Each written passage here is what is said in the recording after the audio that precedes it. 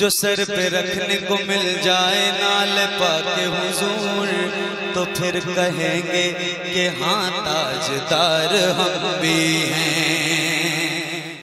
हमने तकरीर की है, जलसे बहुत किए, और दुआएं आपकी थी, वोट आपका नहीं था। राज्यसभा भी गया, एमएलसी भी रहा,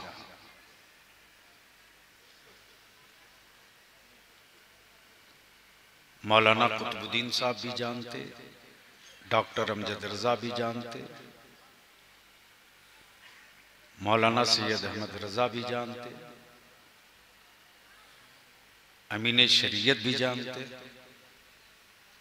और बहुत करीब से मुहिब्बे गिरामी हजरत अल्लामा नोमान भी जानते।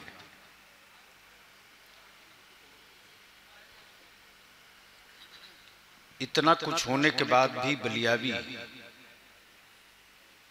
आपका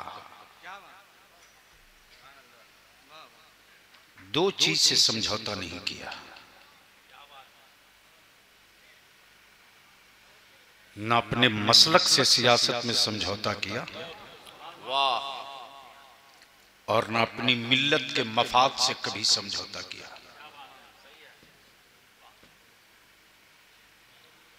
एनआरसी का तूफान आया, महुआ में भी आंदोलन हुआ।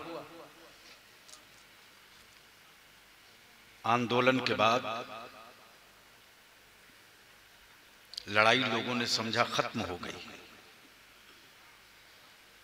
लेकिन याद रखना तेरे बलियावी ने इस लड़ाई को मरने नहीं दिया है, जिंदा रखा। सुप्रीम कोर्ट में अहले सुन्नत की तरफ से तन्हा मुद्दई की हैसियत से इदारे शरिया है। 3 तलाक का मसला आया,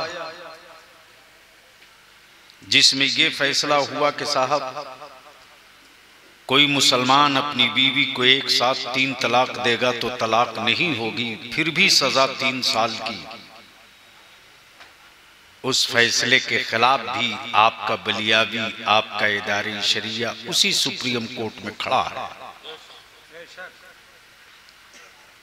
अभी हफ्ता दिन पहले मौलाना कुतुबुद्दीन को लेकर वकीलों के दरवाजे दरवाजे भटकते रहा हूं।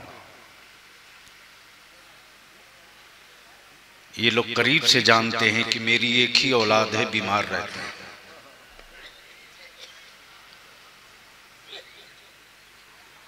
मैं भी चाहता तो कई एक शहरों में मेरे मकान फ्लैट हो गए होते, लेकिन लोगों ने एमपी रहते हुए भी किराए के घर में बलियावी को देखा है। एमएलसी की हैसियत से भी बलियावी को लोगों ने किराए के घर में देखा है।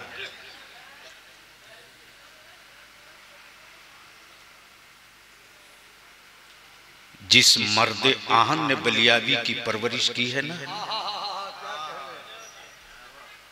उस रईसुल कलम ने मुझको सिर्फ मेरी घुट्टी में सिर्फ एक ही चीज पिलाया है, बेटा तुम अपने मसलक और मिल्लत की फिक्र करना,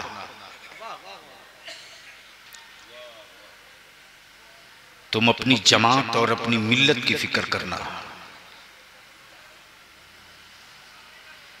सब तेरी फिक्र में पागल रहेंगे।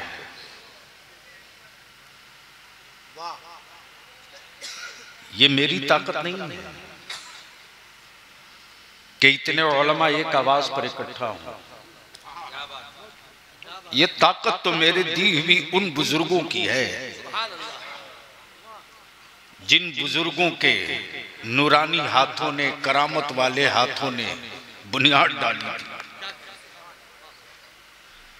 वही पटना शहर है हुजूर अमीन शरीयत दामो फौजुकुम। जब हमारी इदारे शरिया की इमारत देखकर लोग मेरा मजाक उड़ाते थे, अल्लामा क़सीमुल हक साहब लोग कहते थे ये बरेलवियों का है, देख लो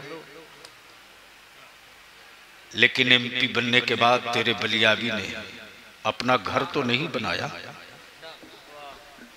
लेकिन 12 कट्ठा जमीन खरीद कर अहले सुन्नत का एक किला इदारे शरिया बहुत खड़ा किया। सुभान अल्लाह।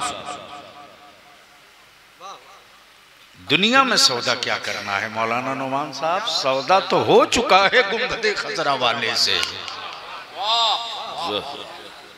बस हम तो जी रहे हैं इसलिए कि मदीने की सरकार इस सौदे को कबूल कर ले, और कुछ नहीं चाहिए, और कुछ नहीं चाहिए। इतनी गुफ्तगू के बाद, इतनी तकरीर के बाद अब आखिरी वक्त है। हमको वैशाली और महुआ से 50 नौजवान चाहिए कुंवारे इस तहरीक का हिस्सा बनाने के लिए। वो चाहिए जो कुंवारे हों। वो कौन है जो खड़ा हो रहा है?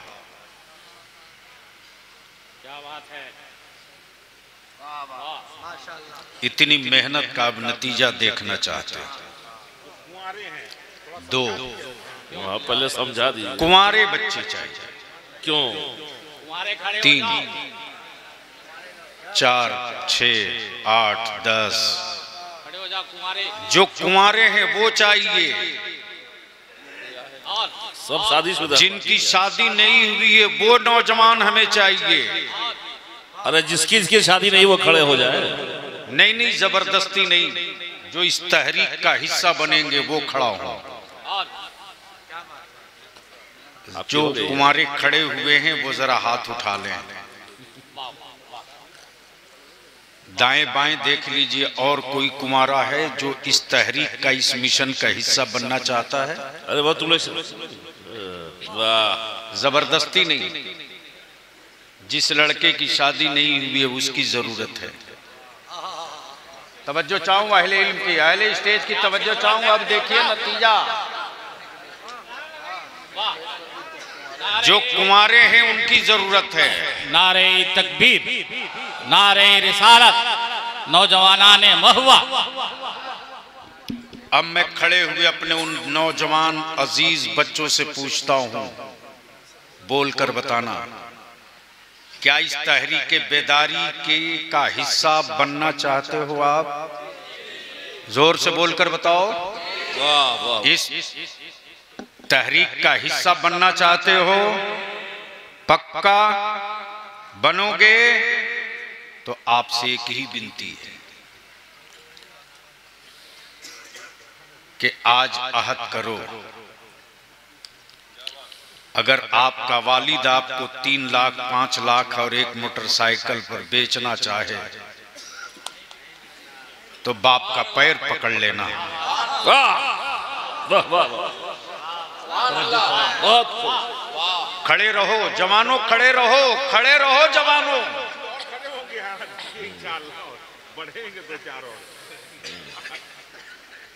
बैठ गए, बैठ गए, खड़े हैं। वो जो गेट पर खड़े हैं वो भी इसी में हैं। वो इलेक्शन में आगे आ जाओ, आगे आ जाओ। जो खड़े हो गए हो आगे आ जाओ। जो इस तहरीक का हिस्सा बनोगे आगे आ जाओ, आ जाओ आगे। आज हुसैन के गुलामों का पहला इम्तिहान महुआ से शुरू है। बताएंगे हम अपनी बेटियों के इज्जतों के कातिलों को। अब हम वो नहीं रहे जो तेरे छुछुंदर की आवाज से हम दब जाएंगे। हम अपनी बेटियों की आबरू बचाने के लिए अपने जवानों को तैयार। वाह वाह वाह वाह। ये देखिए मौलाना, ये देखिए, ये देखिए, ये देखिए।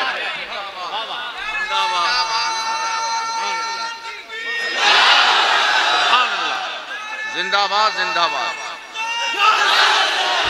नारे तकबीर, नारे रिसालत, इदारे शरिया बिहार, तहरीके बेदारी कॉन्फ्रेंस वैशाली, नौजवानाने महुआ वैशाली।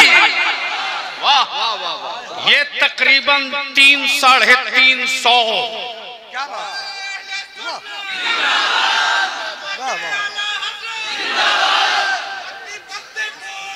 मरकजी 350 से ज्यादा मेरे रसूल के गुलामों ने, जो बच्चे मेरे कुंवारे हैं, आज अहद कर रहे हैं कि मेरी कीमत मेरा ससुर नहीं लगा सकता है, मेरी बोली मेरा साला नहीं लगा सकता है। बगैर किसी जहेज, बगैर किसी डिमांड, बगैर किसी मुतालबे के ऐलान करके बता दो कि हम अपना निकाह मस्जिद में करके जमाने को बताने वाले हैं। वाह! नारे तकबीर, नारे तकबीर, तहरीक बेदारी कॉन्फ्रेंस। तो बात पक्की है, बिकोगे या टिकोगे? बिकोगे के टिकोगे? बिकोगे के टिकोगे? याद रखना, अगर यहां तुम टिक गए तो किसी बड़े पेट वाले की औकात नहीं है जो हमको गिरा सकता हो। और अभी अल्लामा नुमान साहब ने जो अर्ज किया, जो गुफ्तगू फरमाई, अब इसी के साथ एक आखिरी बात, क्या आप चाहते हो कि मेरे नबी की तौहीन करने वालों के खिलाफ कोई कानून बने? जोर से बोलकर बताओ, बनना चाहिए कि नहीं बनना चाहिए? जोर से बोलो, बनना चाहिए कि नहीं? इस कानून को बनाने के लिए अगर जेल चलना पड़ेगा तो चलोगे? अगर जेल जाना पड़ेगा तो चलोगे? अगर जेल भरना पड़ेगा तो भरोगे? जमाने के हुक्मरानों, चाहे बिहार वाले हो तो भी सुनो, और दिल्ली वाले हो तो भी सुनो, हम पानी के बगैर जी सकते हैं, नबी के बगैर नहीं जी सकते, रसूल के बगैर नहीं जी सकते। नारे तकबीर, नारे रिसालत, गाज़ी मिल्लत अल्लामा गुलाम रसूल बलियानी, इदारा शरइया, तहरीक बेदारी कॉन्फ्रेंस, उलमाए अहले सुन्नत, अवामे अहले सुन्नत। लड़ाई की आज शुरुआत हुई है और आज मैं पूरी जिम्मेदारी के साथ कह रहा हूं, तेरे बलियाबी को एमपी एमएलए बनने का कोई शौक नहीं है, कोई शौक नहीं। अब एक ही जुनून है कि मेरी जमात में कुछ लोग पैदा हो जाएं, चाहे उलमा में से हो या आवाम में से। जब हम 70% अहले सुन्नत के लोग हो करके अब बहुत सारा कचड़ा कांधे पर नहीं उठाएंगे, अपना विकलांग ही बेटा से ही उसको कांधे पर लेकर घूमेंगे। क्या बात है? आज मेरे बच्चों के, मेरे मकान और मेरे बच्चों को लोगों ने लवारी समझ लिया। सेकुलर कहलाने वाले भी कान खोल के सुन ले, और महागठबंधनों की लठबंधन ये भी सुन ले। दो कानून तो बनाना ही पड़ेगा। क्या बात है? बिल्कुल। पहला कानून ये कि जो नबी की तौहीन करे उसके खिलाफ देशद्रोह का कानून हो, और जो बगैर सबूत के मेरे बच्चों को आतंकवादी कहे उसके खिलाफ भी एक ऐसा कानून हो कि दोबारा मेरे बच्चों को दहशतगर्द कहने की हिम्मत न जुटा सके।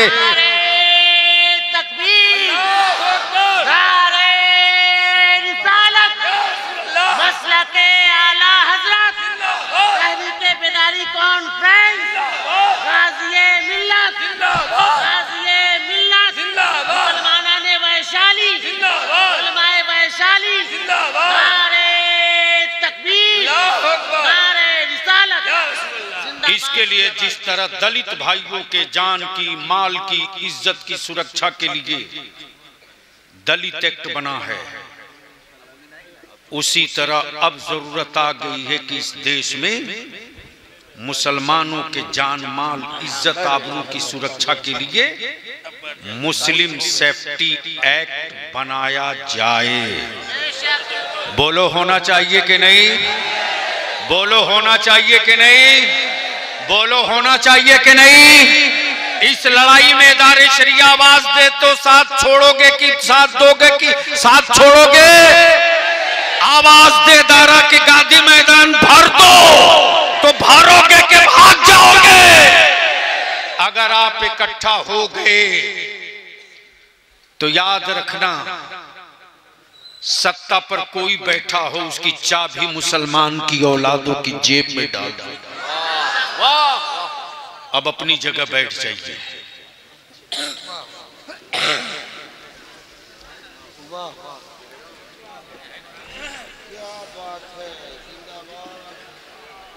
अपनी जगह बैठ जाइए, जाइएगा नहीं।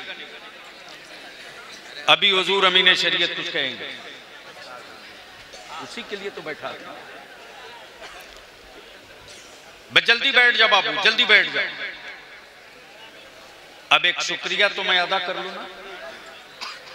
मैं अपने काजी शरीयत और शाही जामा मस्जिद महुआ के मुंतजमा का, इमाम का, पूरे महुआ के नौजवानों का, पूरे वैशाली के हर गांव मस्जिद के उलमा का, अइम्मा का, नौजवानों का और अपनी कौम के उन तमाम जिम्मेदारों का इदारे शरिया के खादिम की हैसियत से और इस कारवां में चल रहे अपना कीमती वक्त प्रोग्राम छोड़कर, नजराना छोड़कर, दिलबर शाही साहब हो, हबीबुल्लाह फैजी साहब हो, अलहाज दिलकश राचवी हो, अल्लामा नुमान अख्तर हो, हुजूर अमीन शरीयत हो, हजरत अल्लामा कारी निसार साहब हो, अल्लामा सैफुल्लाह अलीमी साहब हो, मौलाना आसिफ इकबाल साहब हो, मुफ्ती हसन रजा साहब हो, तौकीर रजा इलाहाबादी हो, मौलाना अलाउद्दीन साहब धनबाद हो।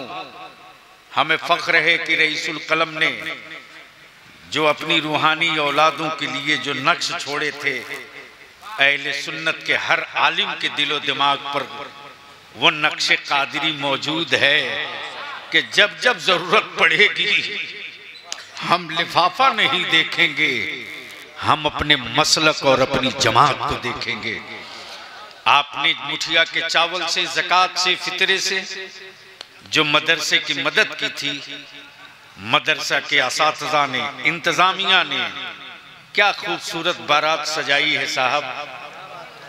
अब इस सजे हुई बारात में दूल्हों की दस्तारबंदी की बारी आ रही। इन्हीं चंद जुमलों के साथ सबका शुक्रिया अदा करते हुए हमारे पीर तरीकत हजरत सूफी मिल्लत हसरत वैशालवी साहब,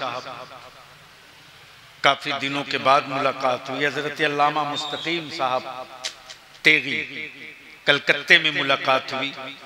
मैंने जब कहा कि आपके शहर में प्रोग्राम है, उन्होंने फरमाया कि हर कीमत पर मैं चल पड़ूंगा। और इस वक्त मुझे फख्र भी है, नाज भी है कि मैंने उनको देखा है और उनसे फैज पाया नहीं, बटोरा है। बखुदा मैं बोलते बोलते काजी साहब मेरी आंख नम हो जाती है। जब पहली बार हजरत चांदपुर फतह से मुलाकात हुई थी तो ऐसा लगा था कि मैं इनसे पहली बार नहीं मिल रहा हूं, बहुत पुरानी मुलाकात है। और उसके बाद तो आलम ये कि जब किसी जलसे में बलियाबी का नाम पोस्टर में हो, हजरत शरीक हो, तो गांव की जबान में पूछते थे, बउआ हो बलियाबी है लो, बउआ बलियाबी है लो। मुझे याद है इस इलाके में दो फकीर ऐसे रहते थे। जब बलियाबी पर मुकदमा हुआ था, हंगामा हुआ था, तो इसी बक्सामा से हजरत सूफी अब्दुर्रहमान साहब गए थे। मौलाना नुमान साहब रुमाल में कुछ सिक्का, कुछ रुपया बांधे हुए थे और फरमाते, बउआ हो घबराइयो ना, पैसा का कमी ना होगा। अच्छा वकील करिए बेटा। आज आंखें ढूंढती हैं कि जिन चट्टानों के साये में हम छाती ठोक करके किसी को भी कहते थे आओ फरियाद लो, अब वो नहीं है, लेकिन उनका खून मौजूद है, उनकी औलाद मौजूद है। आज अल्लामा शाह कसीमुल हक साहब ने ये साबित किया, और जब से आया हूं तब से फरमा रहे हैं कि तहरीके बेदारी का तसलसल रुकना नहीं चाहिए। इस सिलसिले को बीच में डिस्कनेक्ट नहीं होने देना है। जब हमारी खानकाहों की छतरी मेरे सर पर है तो दिल्ली वाले के जुल्म के बादल के कलेजे को भी किलो से तौल लेंगे इंशाअल्लाह, इंशाअल्लाह।